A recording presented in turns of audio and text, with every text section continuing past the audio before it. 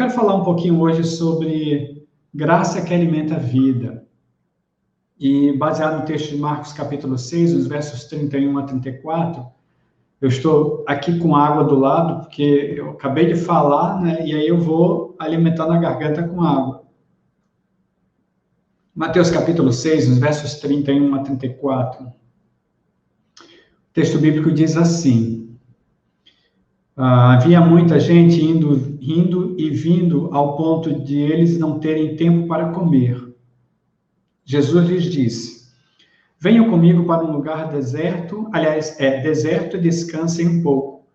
Então eles se afastaram num barco para um lugar deserto. Mas muitos dos que os viram retirar-se, tendo-os reconhecido, correram a pé de todas as cidades e chegaram lá antes deles.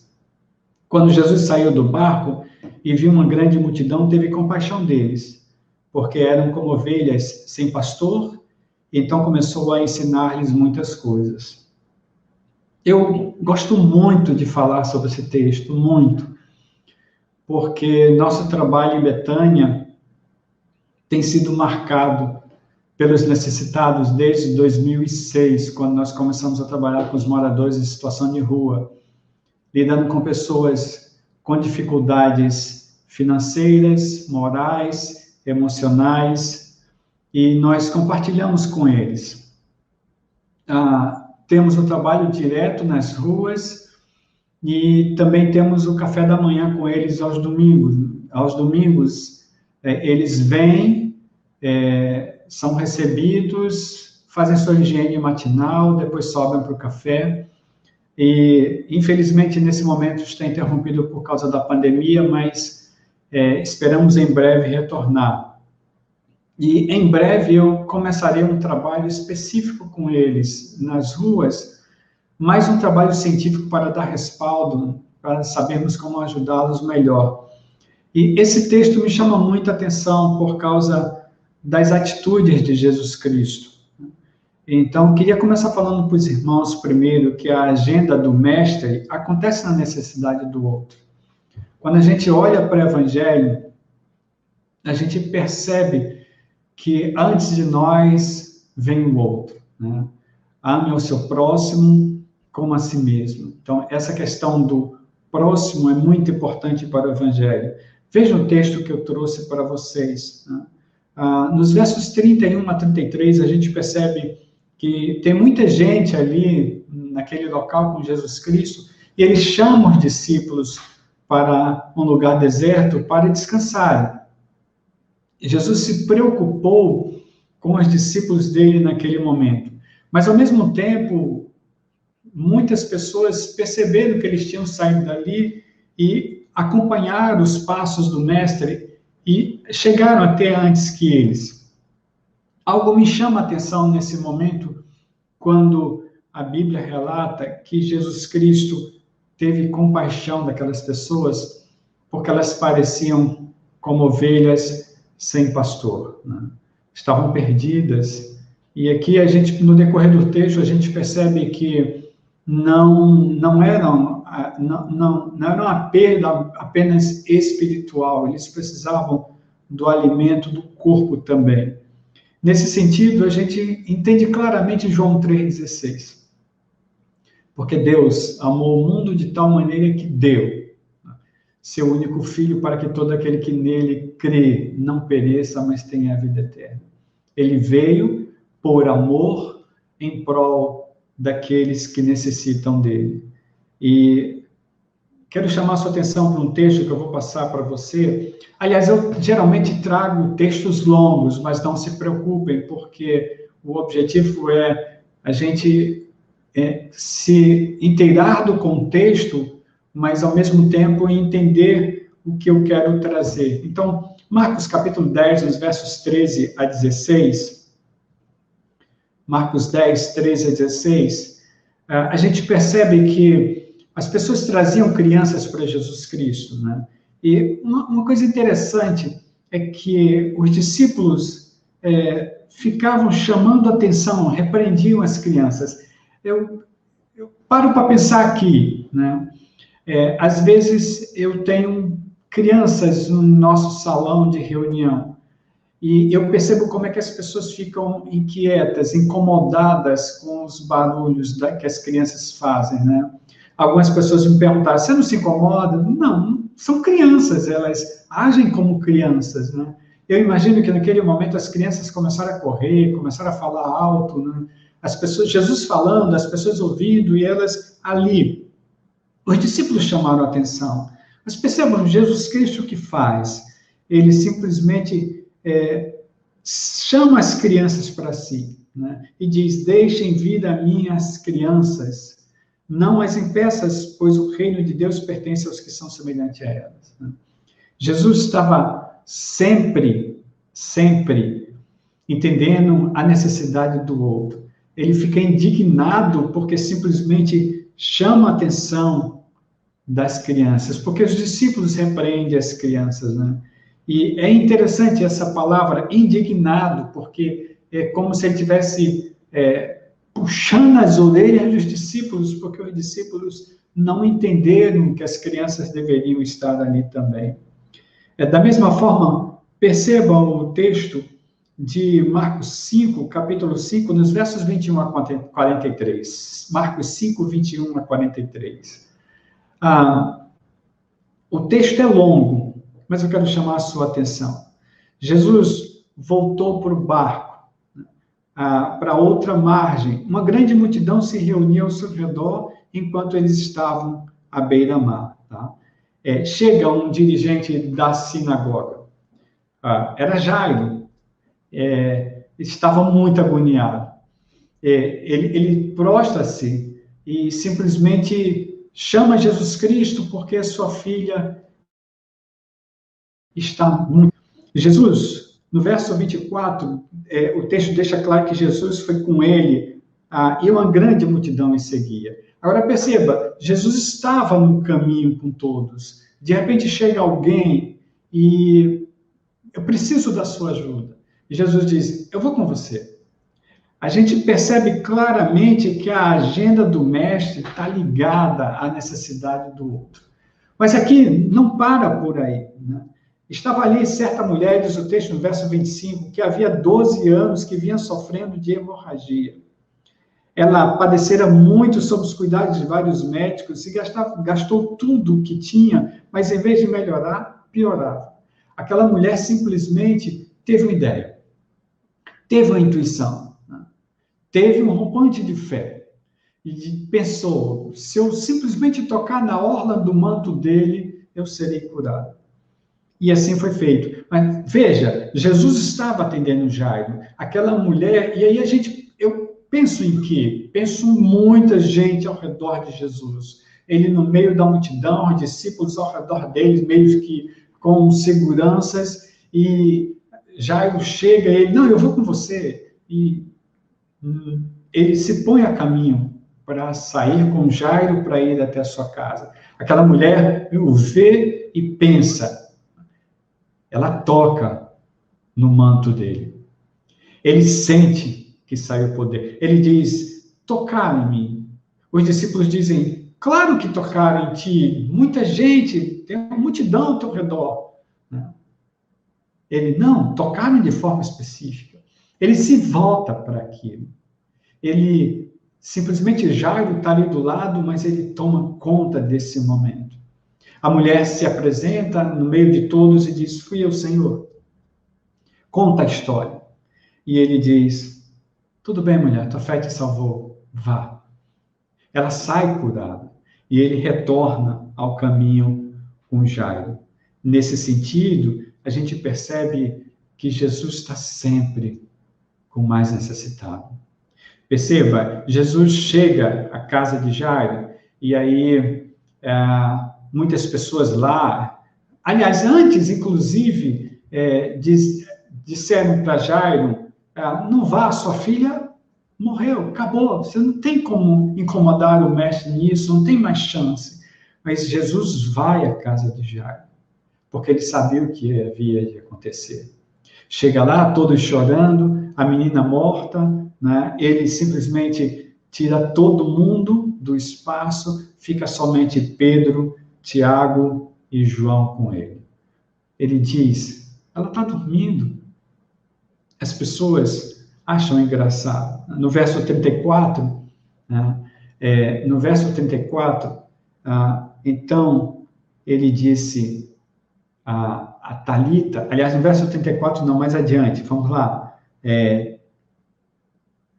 Ele olha, no verso 41, ele toma a menina pela mão, ele diz, Talita cumi, levante-se. A menina se levanta, né, e simplesmente ele diz, deem comer a ela. Ele sai dali.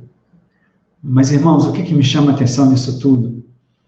É que Jesus está sempre, sempre na sua agenda, o primeiro é o outro, o mais necessitado. A gente precisa perceber dessas coisas, né? Num mundo onde nós simplesmente vivemos correndo. Nós não temos tempo para nada, praticamente. Eu converso com pessoas chamando para fazer a obra, do trabalho. Às vezes eu me lembro de Jesus Cristo quando diz, a seara é muito grande, os ceifeiros são poucos. As pessoas, que pena, eu não tenho tempo. A gente vive de agenda cheia. E o mundo precisa da gente. O mundo precisa entender que Jesus Cristo veio porque o ama. Nós somos os representantes do Senhor aqui. Eu quero levar você agora para João capítulo 4, nos versos 3 a 9. João 4, 3 a 9, no encontro de Jesus com aquela mulher samaritana. E o que me chama a atenção nesse encontro? Jesus cansado para a beira do poço de Jacó. Os discípulos saíram para comprar comida, ele estava de passagem. E aí ele sente sede. Uma mulher chega ao poço e ele simplesmente pede água. Ele pede água àquela mulher. Algo estranho. A mulher, no verso 9, João 4, 9, a mulher lhe pergunta, como o Senhor, sendo judeu, pede a mim, uma samaritana, água para beber? Aquele era um diálogo estranho. Aquele era um encontro estranho. Era uma mulher, era samaritana. E tinha um marido que não era seu marido, já tinha tido vários. Jesus Cristo sabia que naquela mulher, o restante do diálogo deixa claro isso. Mas ele para. Na agenda de Jesus Cristo estava aquela mulher. Porque ela precisava de ter um encontro com ele. Isso me chama muita atenção. Porque geralmente os excluídos se encontravam com ele. Geralmente ele tinha tempo para os que ninguém tinha tempo. Geralmente ele curava os que não conseguiam ser curados pelo Estado, pelos médicos, pelos curandeiros. Jesus Cristo estava com a sua agenda sempre pronta para aquele que precisava dele. Mas aqui a gente não está cuidando de imagem. Tipo, eu vou fazer para eles, para que eles me aceitem, como muitos de nós fazem. O ministério, o serviço de Jesus, não existia para os holofotes, para os shows, para que as pessoas percebessem o que estava acontecendo, para chamar seu nome para a mídia. Pelo contrário, ele se escondia, né? E ele só apareceu no momento exato, e o momento para ser preso, condenado, crucificado, morto e sepultado. Ele só apareceu no momento que estava para cumprir as Escrituras nesse sentido. Ele não tem holofote, ele não tem imagem projetada. Ele realmente faz porque pensa no outro. Eu quero trazer um texto de transição para vocês, para o meu próximo pensamento. Mateus capítulo 20, versos 25 a 28. Mateus 20, 25 a 28. Quando Jesus chama seus discípulos, ele está falando de lideranças mundiais. Havia uma discussão entre eles, e ele diz assim, Jesus os chama Vocês sabem que os governantes das nações as dominam. Vejam, a palavra dominação aqui é importante. As pessoas têm poder, domínio e poderio sobre eles. Não será assim entre vocês. Não será assim entre vocês. Ao contrário, diz o Senhor. Quem quiser tornar-se importante entre vocês deverá ser servo. Quem quiser ser o primeiro deverá ser escravo. E aí ele complementa nesse texto, como filho do homem que não veio para ser servido, mas para servir e dar sua vida em resgate de muitos. Aqui está o motivo, porque ele entendia claramente que a agenda dele deveria estar para os mais necessitados. Aqui está o motivo. No caminho, Jesus estava sempre com os mais necessitados. Eu gosto muito desse nome para a igreja. A igreja era chamada no primeiro século de O Caminho. O Caminho.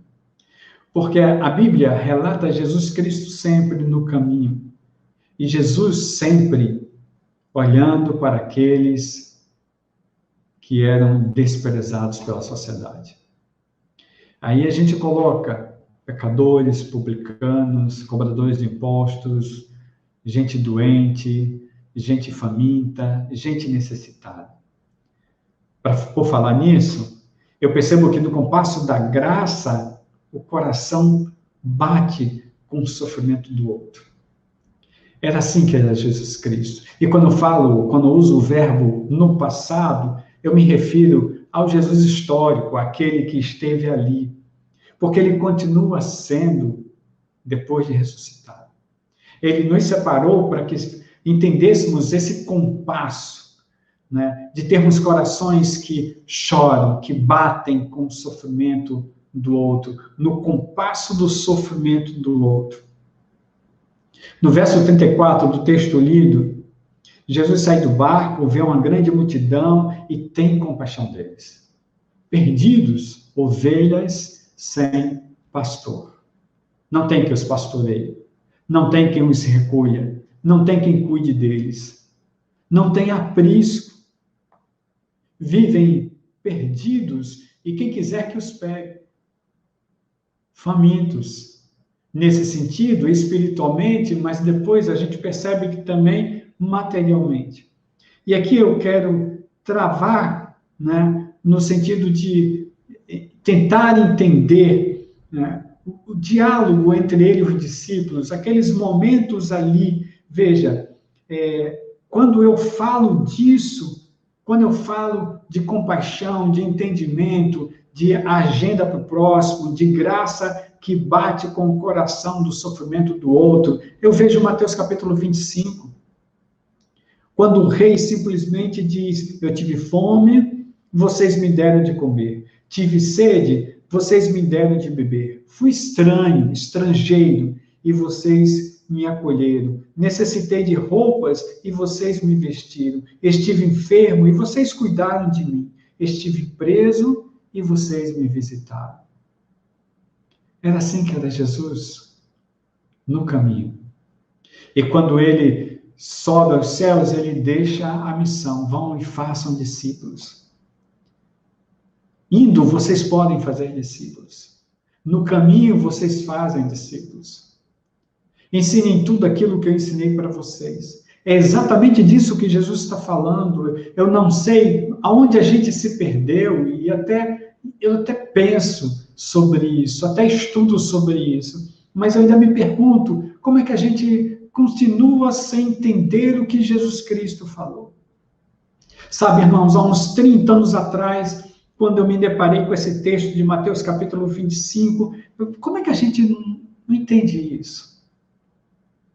Quando a gente começou em Betânia o trabalho com os moradores em situação de rua, quando a gente começou a interagir com homossexuais, prostitutas, travestis naquela época, pessoas famintas, pessoas que não tinham para onde ir, drogaditos, pessoas com dependência química, sentado ao lado de pessoas fumando crack, maconha, né, e tendo que perceber algumas necessidades, eu me vi simplesmente tentando entender como Jesus Cristo queria que a igreja participasse disso na realidade.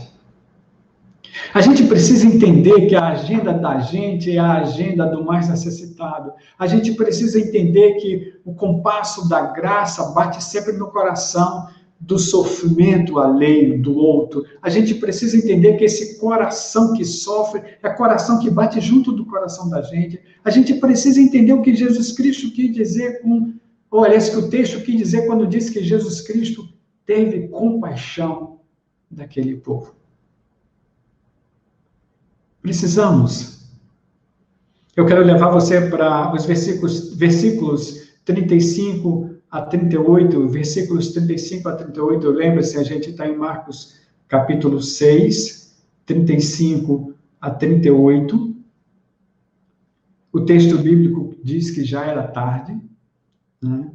Os discípulos se aproximam de Jesus e diz, preste atenção no pensamento dos discípulos, é deserto, é um lugar deserto, já é tarde, manda embora esse povo, eles precisam ir, eles precisam comer, eles vão precisar comprar comida. E aí Jesus Cristo olha para eles assim, deem vocês de comer desse povo, eu coço até a cabeça, porque eu me imagino naquele lugar, Jesus olhando para mim, no meio de uma multidão, 5.000 homens, fora mulheres e crianças, cerca, né? E aí Jesus olha para mim e diz, Emilson, vai lá, dê você de comer esse povo.